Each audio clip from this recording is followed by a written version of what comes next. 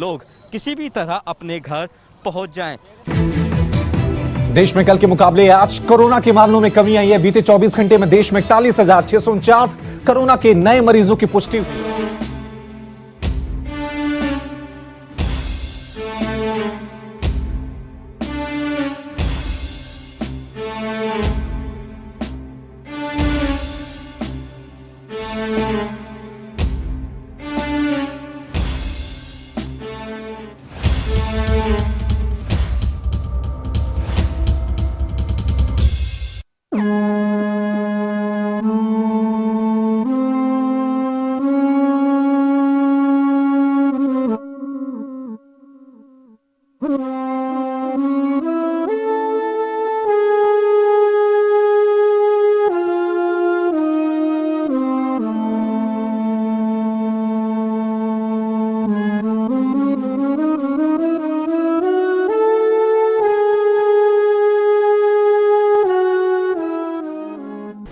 ये सिलेंडर भी तब मिला है जब चिता पर जिंदगी मौत की नींद सो गई है।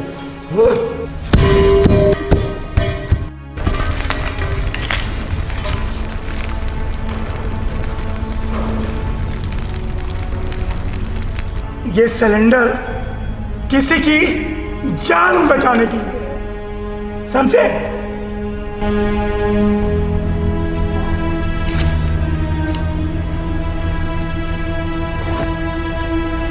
जोश तो बहुत दिख रहा है, लेकिन सच्चाई भी दिख रही है। सौगंध महाकाल की खाता हूं, न्याय के इस रण में जनता का साथ निभाऊंगा।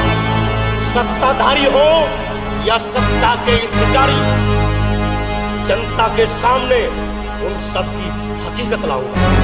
और अगर नाकामयाब रहा, इसी शमशान में जलती चिता में अपने प्राणों की आहुति लगाऊंगा।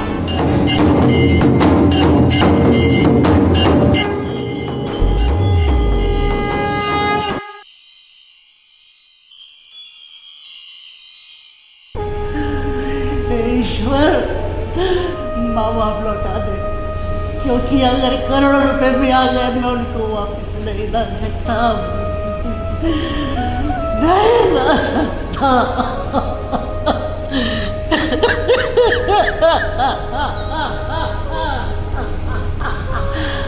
भैया रो क्यों रहे हो?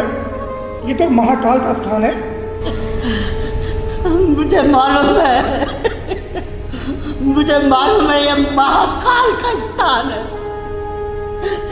और मुझे ये भी मालूम है कि धरती का कोना कोना उससे अछूता नहीं है। लेकिन आज उसके बावजूद भी मौत का तांडव घर घर में नाच रहा है। मौत तो सच है, इसको झुठलाया नहीं जा सकता। हाँ, मौत सच है, लेकिन आज कोरोना महामारी के आड़ में जो खेल रचा जा रहा है, जो मौतें हो रही हैं, वो सच के बावजूद और बहुत कुछ बयान कर रही है, बहुत कुछ। ये तो प्रभु लीला का एक भाग है। नहीं, मैं नहीं मान सकता। आज कोरोना से करोड़ों मौतें हो रही है, और सिर्फ मैं ही नहीं, सारे देश की जनता इसके लिए सरकार को जिम्मेदार मानती है। कौन सी सरकार? कौन सी सरकार? कौन सी सरकार? 139 करोड़ जनता से चुनी सरकार, और मुझे हक है बोलने का कि कौन सही है कौन गलत, क्योंकि मैं भारत हूं, मैं 1/139 करोड़ भारत हूं। माना कि 1 रुपये से लाख नहीं होता, लेकिन अगर 1 लाख में 1 रुपया भी कम हो तो वो भी लाख नहीं रहता। इसलिए हर एक भारत के देशवासी की बात मायने रखती है, उसे हक है कि कौन साला सही है और कौन गलत। और अरबों खरबों प्राणियों को भोजन, हवा, पानी, उनकी रक्षा कर रहे ईश्वर को भूल गए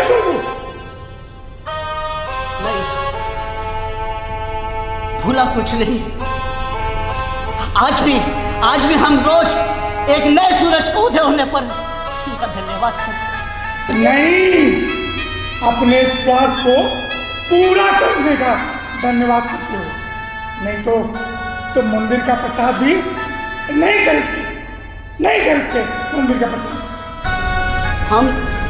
हम 139 करोड़ देशवासी बस यह चाहते हैं कि इस कोरोना की आड़ में जो गंदा घिनौना खेल हुआ है उन दोषियों को सजा मिले। हमने अपने माँ बाप, बच्चे, अपने साथी अपनी आंखों के सामने दम तोड़ते देखा है। ऑक्सीजन की कमी के कारण वह दम घुट के मर रहे थे लोग। वो ऑक्सीजन के सिलेंडर पड़े हुए काला बाजारी हो रही थी। मैं दर भटकता रहा एक बेड के लिए। जिस हॉस्पिटल में बेड नहीं था 10 लाख की गड्डी फेंकने पे बेड खाली हो जाता है। कोविड की दवाइयों की ब्लैक मारी हो रही है। एक ऑटो वाला जो 2000 रुपए लेता है आज 35,000 रुपए मांग रहा है। कहां से देगा? आदमी अपनी जिंदगी की गुहार लगा रहा है। ये मौतें नहीं है, ये मौतें नहीं है, कत्ल है। ये कत्ल है। कैसे शांति मिलेगी इनकी आत्माओं को? कैसे शांति मिलेगी मेरे माँ बाप की आत्मा को, सबके माँ बाप की आत्मा को, उनके बच्चों को? कत्ल है। अगर समय रहते इन हरामियों पे, इन कुत्तों पे अगर शिकंजा कस लिया जाता तो बहुत सी जानें बच सकती थी। कौन जिम्मेदार है? मैं पूछता हूं, कौन जिम्मेदार है? सरकार बदलो।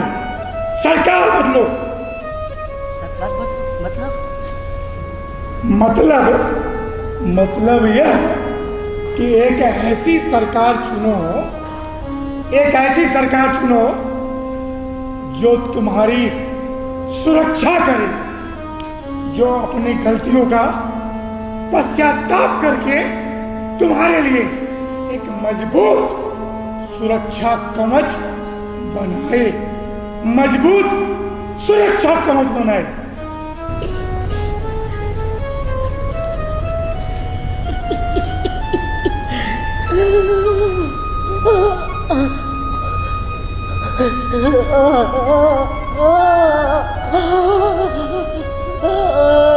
मम्मी पापा, क्या हो गया?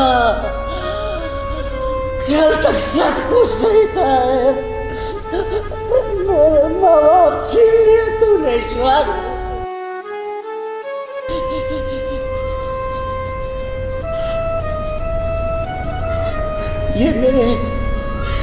ये मेरे माँ बाप की अस्थियां है। सब कुछ लिया मेरा। मेरी जिंदगी वीरान हो गई। मेरी खुशी का कोई मायने नहीं रहा, मेरी सफलता का कोई मायने नहीं रहा, क्योंकि अपनी सफलता की खुशी किसके साथ बिताऊंगा? मेरे माँ बाप। अब कोई खुशी नहीं रहेगी, कोई त्योहार का मतलब नहीं रहेगा अगर मेरे माँ बाप नहीं तो मैं भी नहीं। मेरा मन चाहता है कि मैं खुद इस चिता में जल के आत्मदाह करूं। सच बताओ कि इस उम्र तक अभी तक तुमने अपने माँ बाप की कितनी सेवा की? माँ बाप ने तुमको अपने हाथों से कितनी बार निवाला खिलाया? क्या तुमने एक बार भी खिलाया? बंद करो ये नौटंकी, बंद करो नौटंकी। इंसान गलती का पुतला है, मानता हूँ, लेकिन मेरा दिल जानता है अपने मम्मी पापा के साथ बिताए हुए एक एक पल मेरे दिल पे छपे हुए हैं। लेकिन मैं मानता हूँ कि उनको कुछ कर दिखाने के लिए, उनको कुछ बन के दिखाने के लिए मैं अपने मम्मी पापा को वो समय ना दे सका जो दे सकता था। मैं प्रायश्चित करना चाहता हूँ। मैं प्रायश्चित करना चाहता हूँ। उनकी आत्मा को बस शांति मिले। मेरे माँ बाप की आत्मा को शांति दिला दो बस। वो जहाँ भी रहे खुश रहे। मैं हाथ जोड़ता हूँ, आपसे विनती करता हूँ, आप अपनी जो भी आपकी पूजा है कराए मेरे माँ बाप को, वहाँ पे सुकून मिले, शांति मिले। अब पुतला बनकर जियो, पुतला बनकर जियो। और छत पे कौवों को खाना खिलाते रहो, कौवों को खाना खिलाते रहो, खाना खिलाते रहो।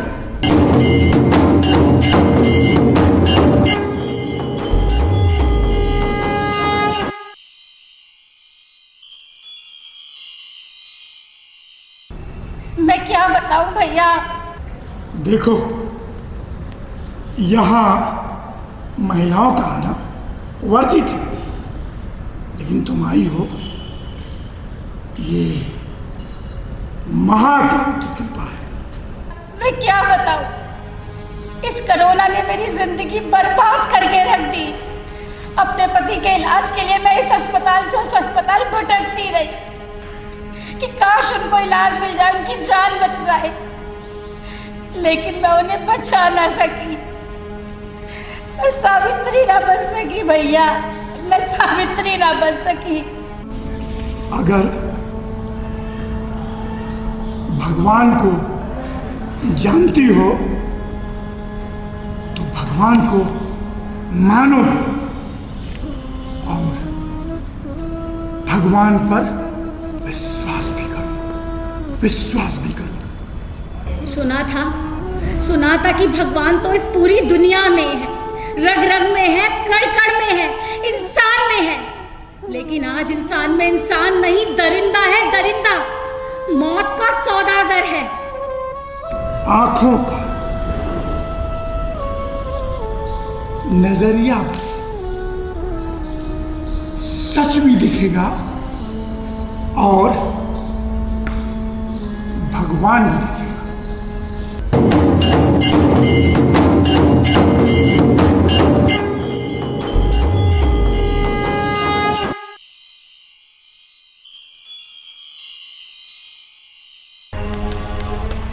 डॉक्टर साहब, अब यहाँ कैसे?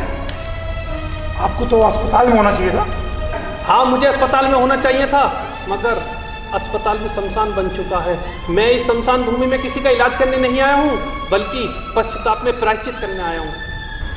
डॉक्टर तो पैसा लूटते हैं, प्रायश्चित? ये पहली बार सुना हो कि प्रायश्चित कर रहे हो।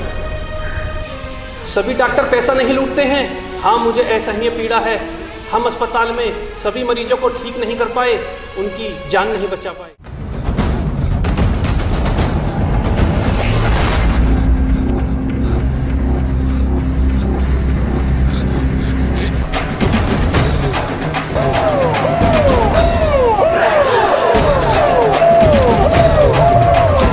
तू ही क्या था? तू ही सर्वज्ञाता, तू ही जन्मदाता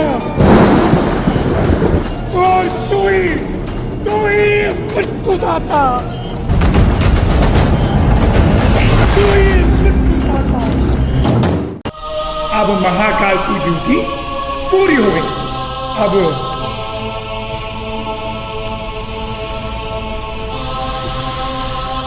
थोड़ा महाकाल का प्रसाद भी लीजिए।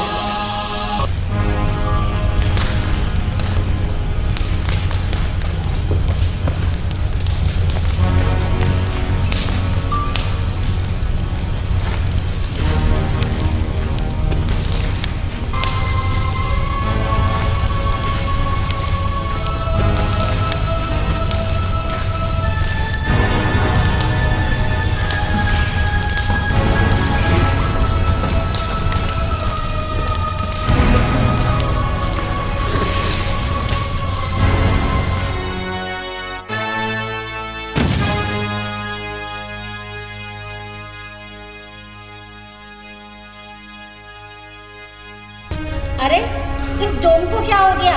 कैसा बेसुध सा पड़ा है, जब देखो हमेशा भाषणबाजी झाड़ता था। देखो सारे नेताओं को गाली दे रहा था, सब लोग अच्छे बुरे सब लोगों को एक साथ में। अब देखो कैसे शराब में दूध पड़ा हुआ है। बहुत भाषणबाजी कर रहा था, लगता है तो दारू पी कर मर गया है।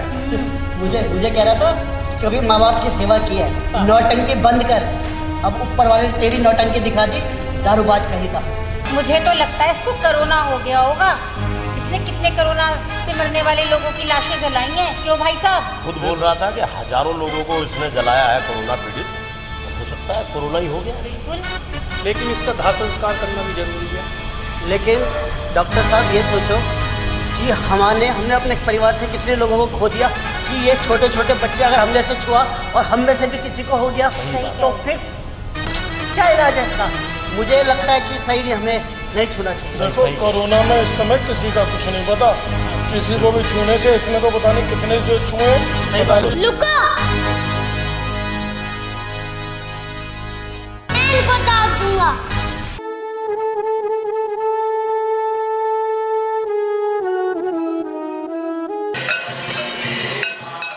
अंकल अंकल रघुवीरा भाई, रघुवीरा रघुवीरा हे रघुवीरा रघुवीरा हे रघुवीरा रघुवीरा रघुवीरा उठो रघुवीरा, अरे भाई, उठो। महाकाल के पुजारी हो। रघुवीरा भाई उठो रघुवीरा, तुम तो महाकाल के पुजारी हो। आज जिंदगी ने एक तजुर्बा दे दिया, हम दिल के कितने अच्छे हो, लेकिन नफरत और गुस्से की आग से हम अपनी इंसानियत भूल गए। बिल्कुल सही कहा। मैं इस बच्चे की तारीफ करता हूँ।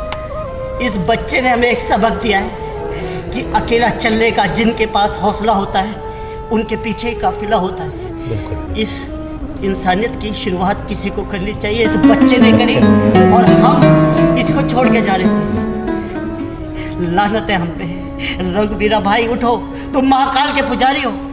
रघुवीर भैया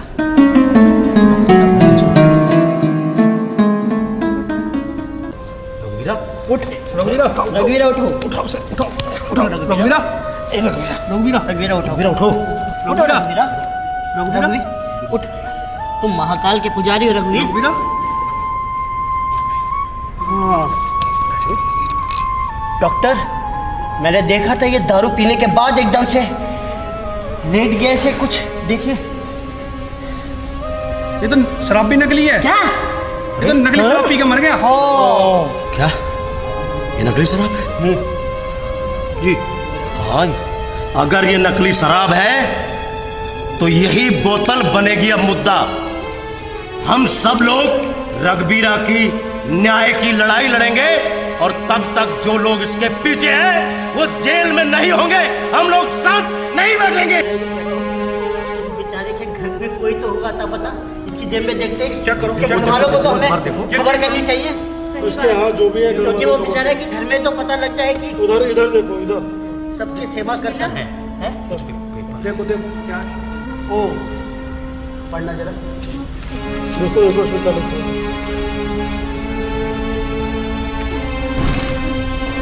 तो रघुवीरा ने कुछ लिखा है इसमें। जिंदगी में पहली बार आज मैंने शराब खरीदी है। कोरोना के समय में वह भी यह सोचकर कि सरकार को जो इनकम मेरी खरीदी हुई बोतल के टैक्स से होगी वह सरकार कोरोना के मरीजों के लिए खर्च करेगी, उनके स्वास्थ्य सेवाओं के लिए खर्च करेगी।